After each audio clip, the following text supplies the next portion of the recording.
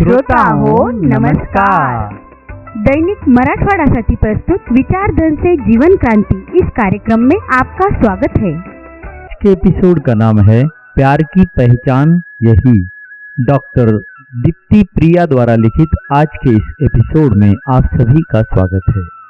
दिल में प्रेम की अनुभूति हो तो सारी चुनौतियां फूलों सी लगने लगती है। खुद जीवन ही फूलों सा सुंदर और सुवासित हो उठता है। हम सोच लेते हैं कि जीवन में प्रेम के अलावा और क्या चाहिए, लेकिन सच यह है कि सच्चे प्रेम को पहचानने और दो लोगों के बीच झिलाए रखने के लिए कुछ और भी चाहिए होता है। प्यार सुखद हो, पीड़ा का सबब न बने, इसी के सूत्र दे रहे हैं इस बार का मरासी। निधि और सुमित में अच्छी दोस्ती थी। सुमित बातूनी था और निधि शांत और अंतर्मुखी।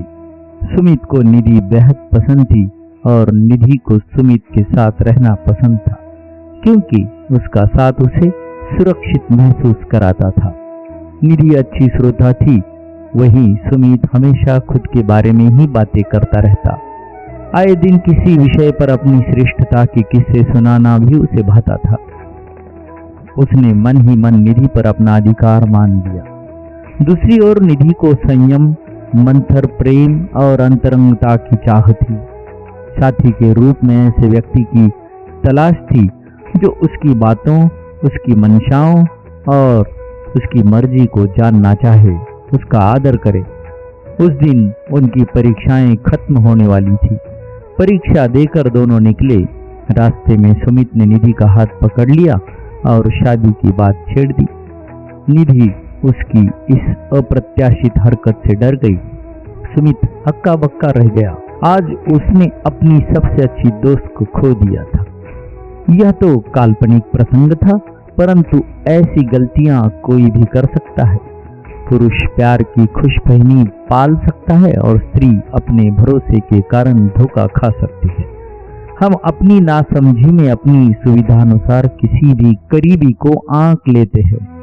ऊपर के प्रसंग में निधि और सुमित अच्छे दोस्त तो थे, पर उनके आकर्षण और अपेक्षाएं भिन्न थी। एक ऐसा साथी खोजना जिसके साथ आप जीवन के अनमोल पल साझा करना चाहते हैं, एक अद्भुत लेकिन कठिन प्रक्रिया हो सकती है। कुछ रिश्ते ऐसे भी हैं जो यूं ही उन लोगों से बन जाते हैं जो हमारे निकटतम घेरे में सरलता से मिल जाते हैं। निधि और सुमित की दोस्ती ऐसी ही थी। हालांकि सच यह भी है कि संबंध चाहे कैसे भी बने हो, संयोग से औपचारिक या सुनियोजित, उनका अंत गहरी पीड़ा भी दे सकता है। यह तय करना चुनौतीपूर्ण हो सकता है कि क्या कोई विशेष व्यक्ति संभावित साथी के रूप में उपयुक्त है या वह संबंध एक अस्थायी मोह को दर्शाता है। मित्रों, सच्चा प्रेम पाने के लिए पहले अच्छी तरह से पहचान लेना जरूरी है। मिलते हैं कल एक नए विचार के साथ। तब तक खुश रहे, सुखी रहे।